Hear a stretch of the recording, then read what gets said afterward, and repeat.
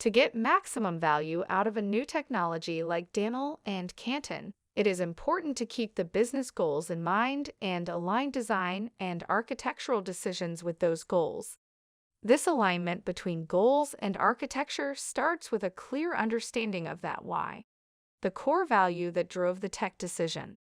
In this lesson, we will recap this central question: why Daml, in terms of the unique value it offers, and how this relates to the kinds of architectural decisions a technical solution architect faces.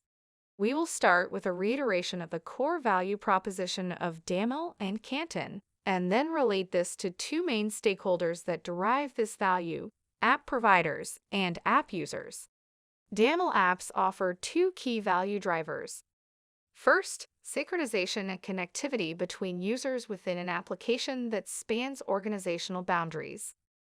This value is realized in terms of operational and opportunity cost savings associated with traditional multi-day processes. A core example that profits from this type of synchronization is asset issuance, registry, and lifecycling. Having a single logical system that records asset status and ownership across all stakeholder organizations removes the reconciliation and exception handling processes that are necessary using traditional technology. Not only does that save the associated operational costs, but also the latencies the processes induce, opening the door to real-time settlement at reduced cost. The second value driver is synchronization and connectivity across applications.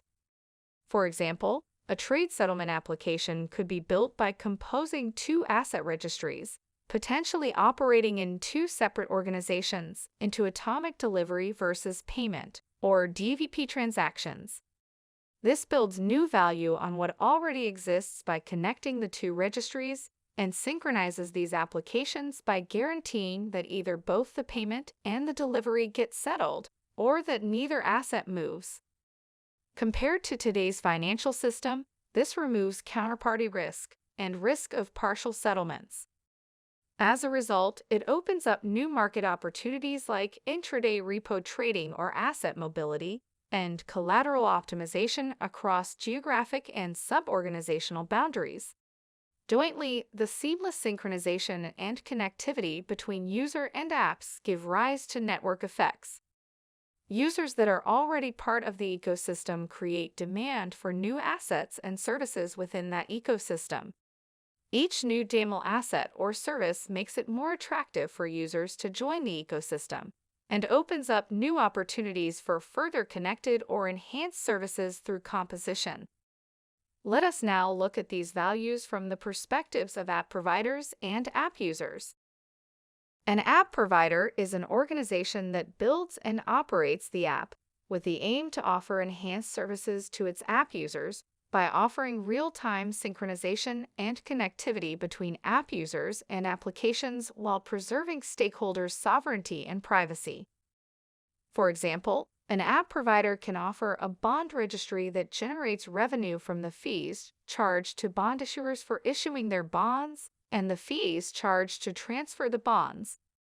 This is a multi-organization business process, as issuers and holders are typically different organizations. An app user is also an organization that subscribes to the Daml app to use the services offered by the app provider. For an app user, the value of a Daml app also comes at several levels. Apart from the operational benefits such as significant reduction in operational costs, an app user can participate in cross-organization workflows without the reconciliation challenges. The Daml app relieves the app users from maintaining their own record-keeping systems. They can now focus on building their decision-making system because the Daml app gives them a real-time, fully reconciled system of records with their counterparties. However, it is important to note at this point that both app providers and app users are enterprises that operate in a regulatory environment. In the context of a financial enterprise, there are two properties that a technology must afford in business transactions to be able to comply with the regulations.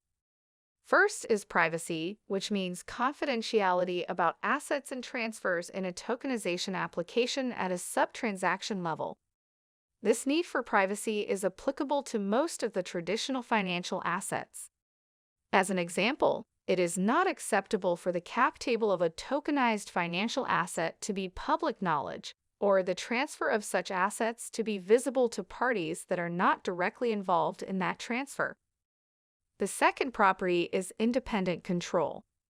The issuers and custodian of digital assets have regulatory and fiduciary responsibilities to control the availability, scalability, and performance of the technology employed for tokenized asset transactions.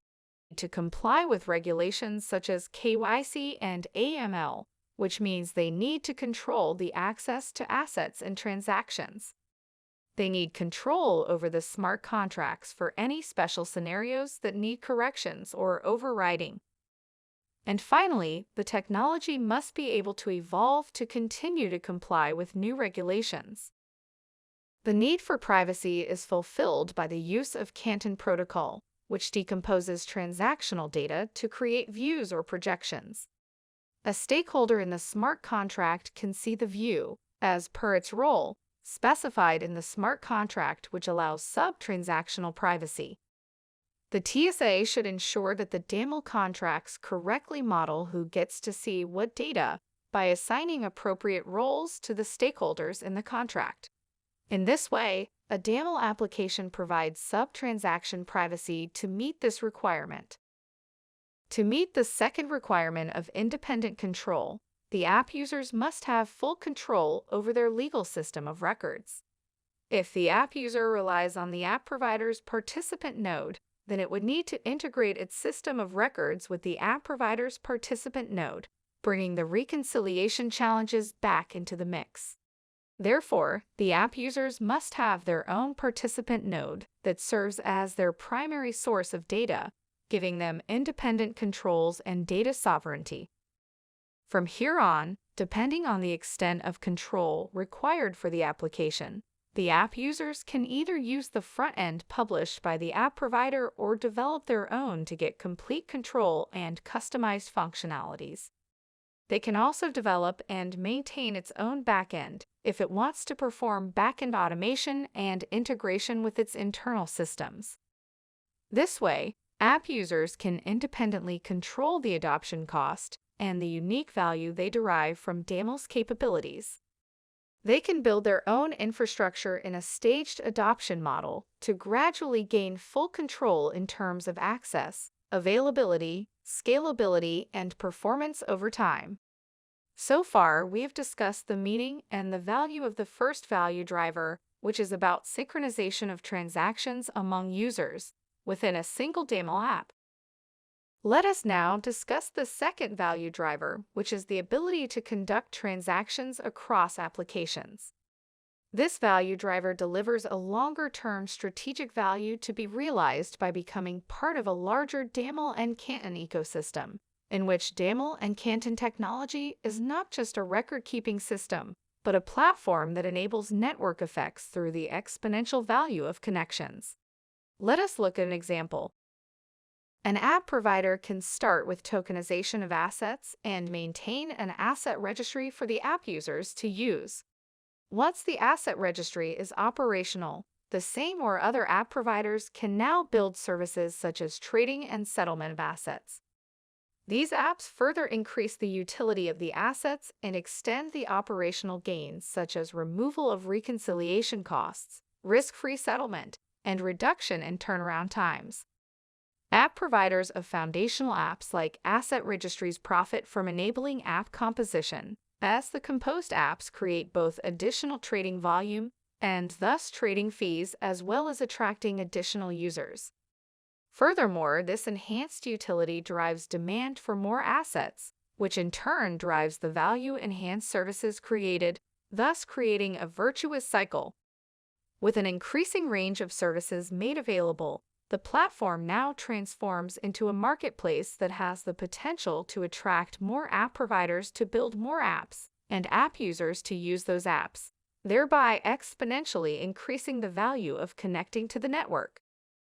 However, this value can be realized only when the smart contracts of these applications are deployed and integrated at the same protocol level to enable interoperability.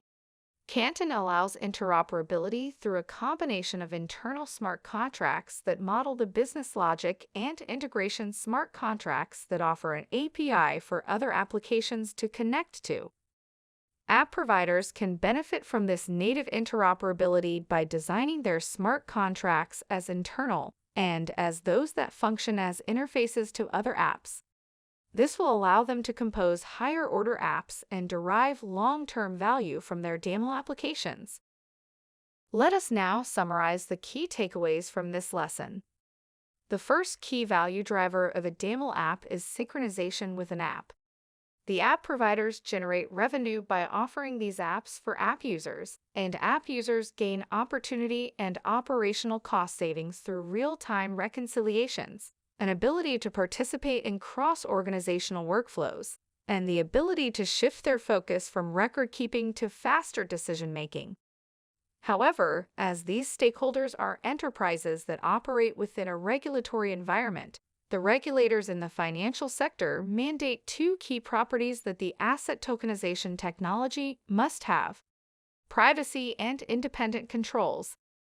The Daml/Canton technology fulfills the privacy requirement by decomposing the transactional data into views, visible only to the stakeholders according to their role in the smart contracts. The requirement of independent control makes it critical for app users to have their own independent participant node so that they remove reconciliation challenges and control their own legal system of records. From here on, they can follow a staged adoption pathway by building their own backend and front-end as needed. The second value driver is the ability to conduct multi-party transactions across applications. This ability removes the risk of partial settlement and risk of counterparties, and opens up new business opportunities in terms of wider adoption of the applications deployed on the Canton platform, which in turn leads to increased asset value.